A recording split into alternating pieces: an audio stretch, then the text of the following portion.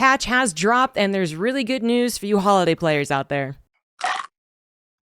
So let's get right to the best news for Holiday players. Just drag down a little bit here through a couple of other still impactful changes for this brand new patch and get to Holiday. There it is. Holiday Bounce Pad now provides allies with air control and stomp damage. So the stomp damage is probably the most obvious change that you're going to see when you're playing against Holidays. This means that when the allies of Holiday, so potentially the entire other team of 6 people, use the jump pad the first time, they are going to get that damage that she gets when she lands. She doesn't get it every time she uses the same jump pad. She gets it once per jump pad dropped, but now everyone on the opposing team gets to do it. This could have serious repercussions. This could really make her quite good. I don't know about overpowered, but it's definitely going to be fun for as long as it lasts, because maybe they won't keep this.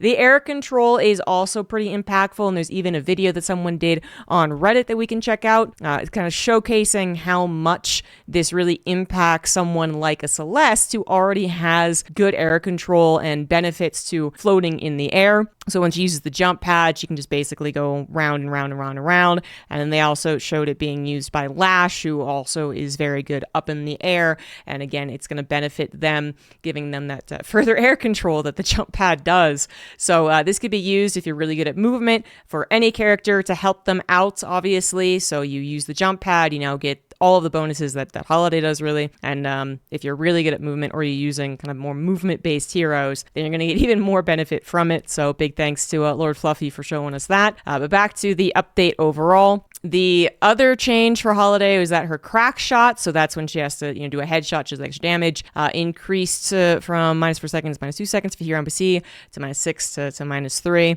Okay, fair enough. But there's other changes, obviously. I just thought that was really one of the biggest one.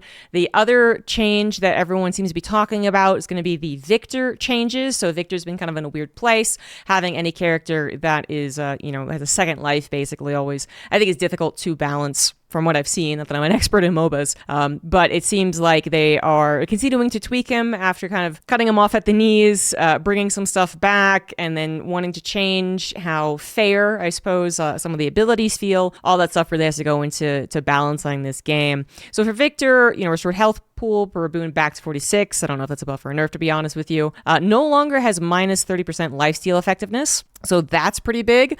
Jumpstart no longer purges non-ult debuffs. So that's the fully upgraded Jumpstart. If you didn't know, that purged the debuff. So, and now it also adds a plus 50% debuff resistance and cuts existing debuff durations by 50%. So basically what this means is that before you would, for instance, let's say use Seven's shock, the stun on Victor, and Victor would just jumpstart and be like, nah, boo boo. And that would be for a lot of things, honestly. So it could feel very frustrating to try and kill Victor, which is kind of his thing, but even more so. Now, instead of being able to just get rid of that entirely, like a Dispel Magic kind of thing, now he just has the 50% debuff resistance overall against anything that debuffs him, and then also the duration is debuffed. And I was checking out people's comments. There is I don't know if there's a consensus of whether this works against the pocket ult, but I think that it might.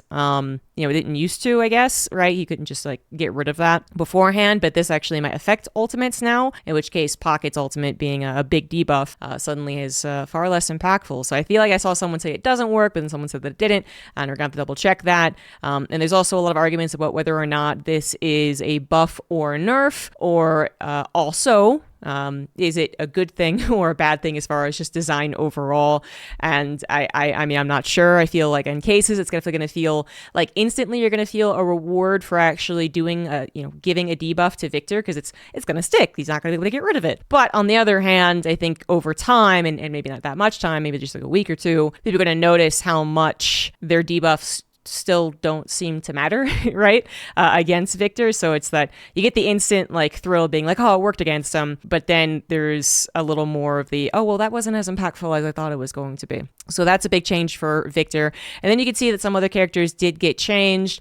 Slight changes really for a lot of people. Bebop, Calico, Celeste. Big thing about Celeste with the community is that she just doesn't seem to be nerfed enough from her original release state. Everyone's keep expecting bigger and bigger nerfs for her, and they're not coming, but we'll see what happens with that.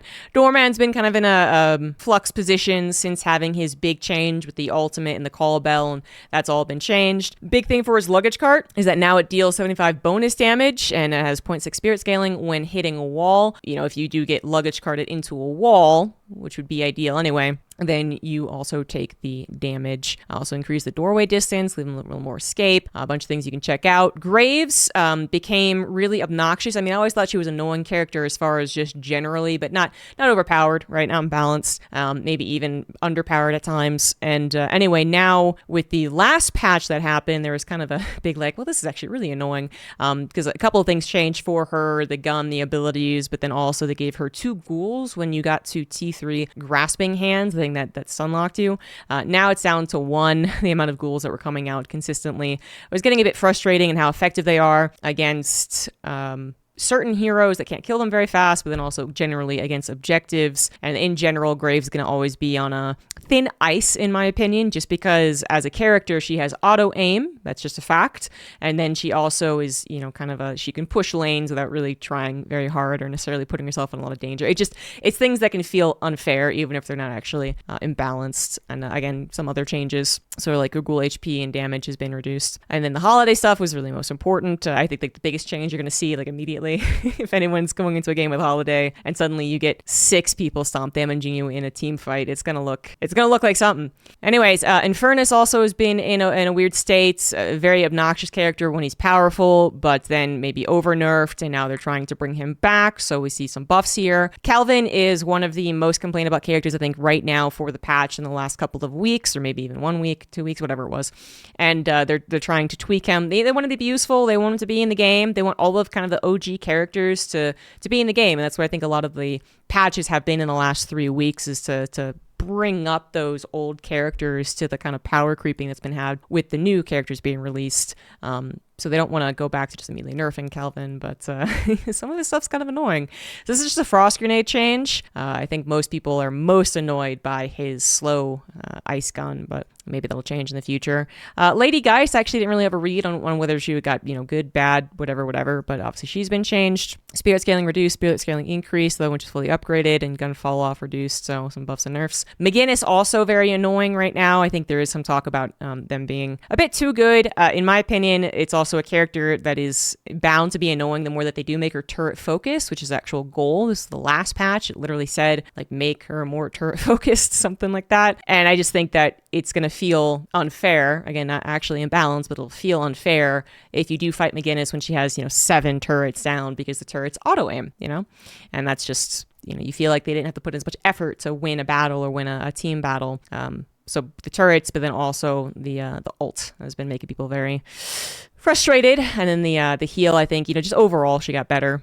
So they actually increased the heal duration and the spectral wall duration. But remember, you can now punch spectral walls. That was a change a few weeks back. So unless they changed that and I missed it.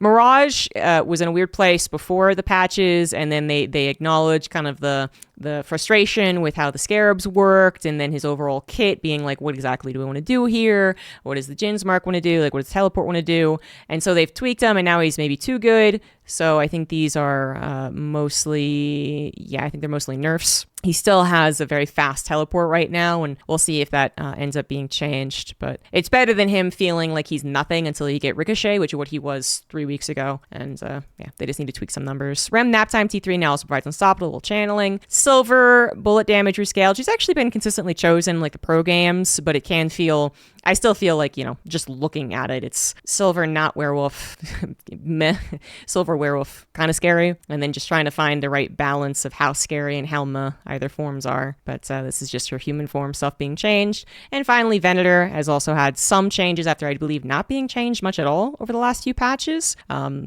don't know what his place is professionally or just, generally, but I have fun playing him. So looks like impact damage scaling reduced, so a nerf, reduced, nerf. So overall nerfs for Venator. And then we did Victor. And then the last thing here is a street brawl. You have all AP unlocked by round 5. If you play a lot of street brawl, by the last round, you actually don't fully unlock all of your abilities, which, I can see how that is a strategic thing, because some people you would want all of them upgraded for sure. Some others, like, you don't really care, I suppose, if it's, that one ability doesn't get fully upgraded, but it does feel weird. So I think this just feels better change for street brawl. So fair enough. Hopefully that was quick enough here. Just really, I think the biggest things are that Holliday bounce pad, and then maybe the Victor having this debuff. You're going to have to pay a little more attention to how this dynamic works to start thinking, okay, is this good for Victor or is this bad for him? And that's it. So let me know what you guys think about the way that Deadlock is going to, because these patches are happening pretty rapidly, like one every week so far, right? Since the bigger one a few weeks back. And I think they had an idea of what they wanted to push, bring up the old characters to the new characters standard and change some things, get people more in line with their theme, like Wraith with the cards. And then they also wanted to look like it increased damage. But the last patch, which I did not go over, there's been a couple patches I haven't made YouTube videos of, but the last one actually kind of changed the time to kill, which was a big issue. Things happen rapidly in Deadlock. I feel like I can't keep up. I'm trying to, though. But yeah, anyway, what do you think about this patch? What do you think about direction that Deadlock is going in? And are you still having fun? Obviously is the biggest question. So let me know down below, and thanks for watching. Bye, guys.